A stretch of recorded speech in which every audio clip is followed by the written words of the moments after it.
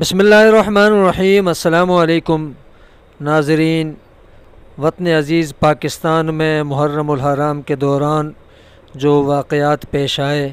جن کے اندر کچھ ایسے نادیدہ عناصر نے صحابہ اکرام اور اہل بیت کی توہین کی، اس کی بنا پر پورے ملک کے اندر اس وقت صورتحال انتہائی تشویشناک ہے۔ خصوصاً پاکستان کا معاشی ہب کراچی کے اندر آج بھی بہت بڑا اجتماع عظمت صحابہ کے موضوع پر ہوا، کل بھی ہونے جا رہا ہے اور گزشتہ کل بھی ہوا۔ تو اس حوالے سے مقتدر حلقے مکمل خاموشی اختیار کیے ہوئے ہیں اور وہ یہ نہیں جانتے کہ یہ واقعات کیا رخ اختیار کر سکتے ہیں۔ آئیے پہلے چلتے ہیں مفتی منیب صاحب کی جانب۔ میں نہایت حساس دینی اور مذہبی مسئلے پر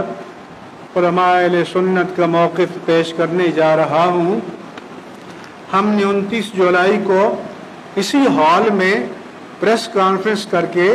قومی سلامتی کے اداروں کو نہایت درد دل کے ساتھ متوجہ کیا تھا کہ ملک کو کسی داخلی یا بین الاقوامی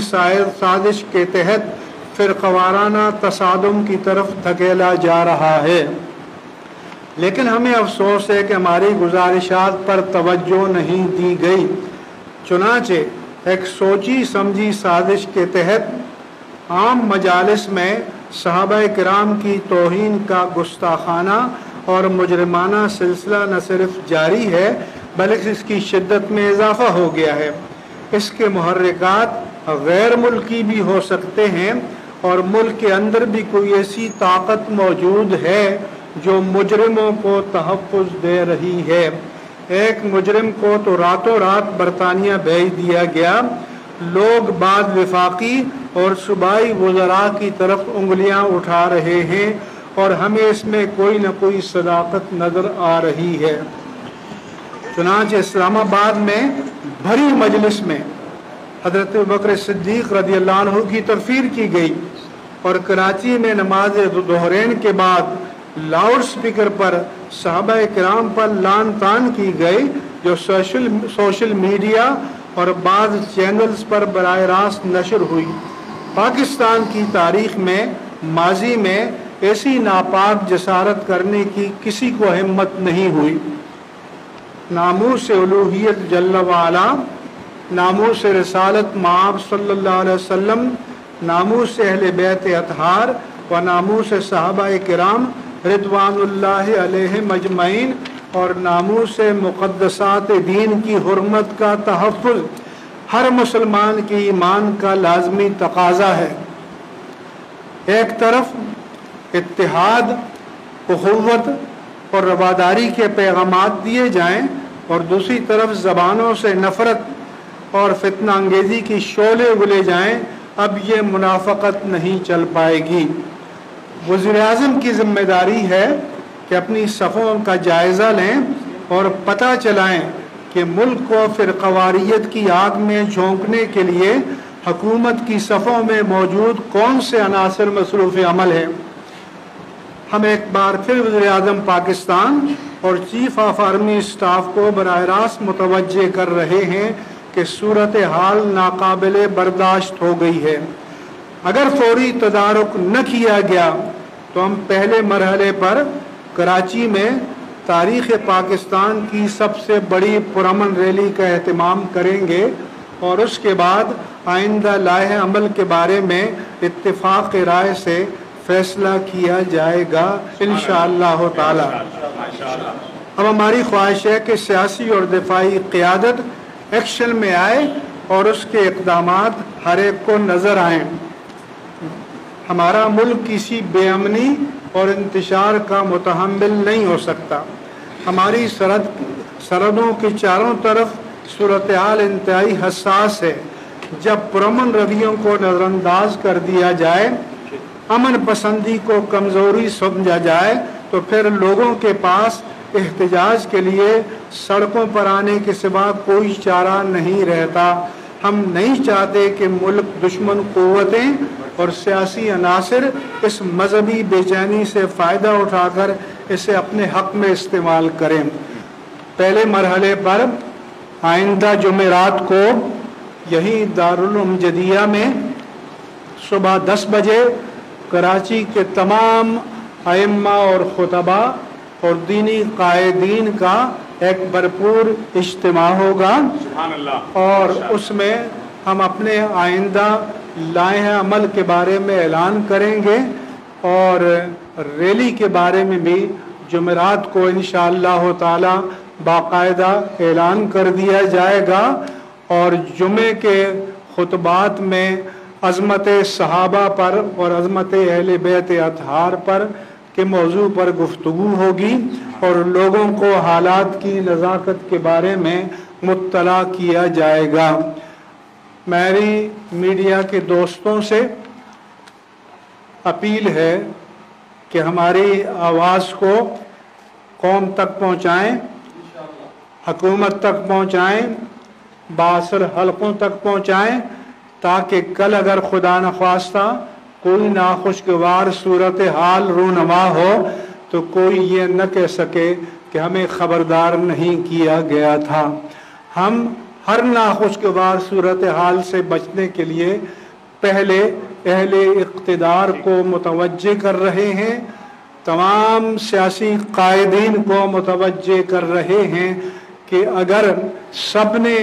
इन हालात पर तवज्जो नहीं दी तो फिर उनके खेलने के लिए भी मैदान खाली नहीं बचेगा। जैसे कोरोना जैसी वबा जो है वो शुरू हुई थी तो उस वक्त भी कुछ हलकों की तरफ से ये कहा गया था कि मसाजिद में बैठने वाले जो हैं या जो दीन की तबलीग कर रहे हैं उनकी तरफ से ये कोरोना जो है उनकी वजह से ज़्यादा फैले। उस वक्त भी उलमा इकराम खामोश रहे थे। अब कराची के हालात भी कई दिन से ऐसे हैं, उस पर भी उलमा इकराम खामोश रहे और आज आके ये प्रेस कॉन्फ्रेंस की जा रही है। ऐसा क्यों? हमेशा से साजिश जो होती है वो उलमा इकराम के खिलाफ ही होती है और उलमा इकराम चुप क्यों रहते हैं, उस वक्त आवाज़ बर वक्त क्यों नहीं उठाते? आप इसकी शहादत दे रहे हैं कि उलमा को हर वक्त न तसादुम का शौक़ है, न फसाद बर्पा करने का शौक़ है, न बेअमनी के हालात पैदा करने का शौक़ है। लेकिन जब हालात ऐसे बना दिए जाएं कि कोई चारा कार न रहे तो फिर उलमा की दीनी ज़िम्मेदारी है कि वो मैदान अमल में आएँ और अब इंशाअल्लाह ताला आप उलमा को मैदान अमल में पाएंगे और इंशाअल्लाह सामने आएंगे और सबको पता चल जाएगा, क्योंकि अहले सुन्नत व जमात इस मुल्क का सवाद आज़म है, इस मुल्क की गालिब अक्सरियत हैं और जब गालिब अक्सरियत मुतहर्रिक होगी तो सबको मालूम हो जाएगा इंशाअल्लाह ताला। ये बताएं मुक़्तद के उलमा की आराम मौजूद है, पाकिस्तान का बयानिया आ चुका, उसमें आपको दस्तखत है सभी उलमा की, उसके बावजूद दर्जनों एफआईआर हाल ही में हो चुकी हैं, फिर भी ये मामला बढ़ते जा रहे हैं, तो तदारुक कैसे होगा? तदारुक ये होगा कि जिन जिन हजरात ने जिन जिन लोगों ने सहाबा किराम की शान में अलानिया गुस्ताखी की है और फिर ख़वाराना मुनाफरत पैदा करने का सबब बने हैं, उनको कानून की गिरफ्त में लिया जाए। हम ये नहीं कहते कि वो अपने अकायद तब्दील कर दें, उनके अकायद उनकी किताबों में हैं, वो हमें भी मालूम थे, लेकिन इस साल से पहले उनको पब्लिक में नहीं लाया जाता था ताकि मुनाफरत न फैले। ये पहली बार पाकिस्तान की 73 साला तारीख में हुआ है। पाकिस्तान अपनी उम्र के 74वें साल में दाखिल हो चुका है कि ऑन द ग्राउंड पब्लिकली अलानिया तौर पर ये तौहीन के यके बाद दीगरे वाक़यात हुए हैं। इस वक्त सूरत हाल ये है कि कराची और इस्लामाबाद में जो तौहीन अमेज़ वाक़यात सामने आए उनके सबब तमाम अहले सुन्नत तंजीमात, उनके अंदर देवबंदी, बरेलवी, जमात इस्लामी, अहले हदीस और जो देवबंदी मकातब फ़िक्र की तमाम तंजीमें हैं और सुन्नी बरेलवी मकातब फ़िक्र की जितनी भी तंजीमात हैं, अहले हदीस मकातब फ़िक्र की जितनी भी मजहबी सियासी तंजीमात हैं, وہ ساری کی ساری ایک پلیٹ فارم پر جمع ہوئی اور انہوں نے ایک مشترکہ موقف اپنایا کہ یہ جتنے بھی واقعات ہوئے ہیں ان کے اندر جو بھی ملوث ہیں، جو لوگ بھی ذمہ دار ہیں، سب کو عبرتناک سزا دی جائے، سب کے اوپر FIR درج کی جائے۔ اب اس وقت صورتحال یہ ہے کہ کراچی میں 2 بہت بڑے اجتماعات ہو چکے ہیں، تیسرا اتوار کو ہو رہا ہے، اور آج کا جو اجتماع تھا وہ سنی بریلوی مکتب فکر کی طرف سے تھا۔ اس کے ساتھ بھی نہ صرف دیوبندی مکتب فکر کی طرف سے اظہار یکجہتی تھی، بلکہ انہوں نے شمولیت کا باقاعدہ اعلان کیا تھا، اور مفتی منیب صاحب نے کہا تھا کہ 74 سالوں کے بعد پاکستان کی تاریخ کا سب سے بڑا اجتماع ہوگا، اور واقعتاً کوئی شک نہیں کہ عوام کا جمع غفیر تھا، ایک سمندر تھا اور نہ ختم ہونے والا سلسلہ تھا۔ اسی طرح جمعہ کے روز جو کراچی میں دیوبندی مکاتب فکر کا اجتماع ہوا وہ بھی تا حد نگاہ بہت بڑا جمع غفیر تھا، اور وہاں پر بھی علماء اکرام نے آرمی چیف کو، پاکستان کی آرمی کو، اسٹیبلشمنٹ کو، اور پاکستان کے سیاسی حلقوں کو، مقتدر حلقوں کو، اور پاکستان کے حکمرانوں کو خبردار کیا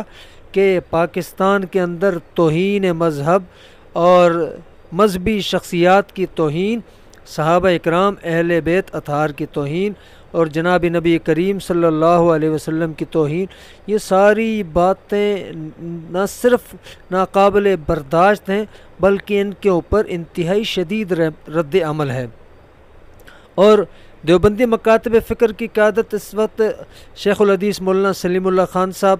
کے مرحوم کے صاحبزادے مولانا ڈاکٹر عادل خان صاحب اور شیخ الاسلام مولانا مفتی محمد تقی عثمانی صاحب کر رہے ہیں، اور مفتی تقی صاحب وہ شخصیت کے جنہیں ابھی اس موقع کے اوپر گزشتہ دنوں انہیں 6 ستمبر کے موقع کے اوپر باقاعدہ پاکستان کی طرف سے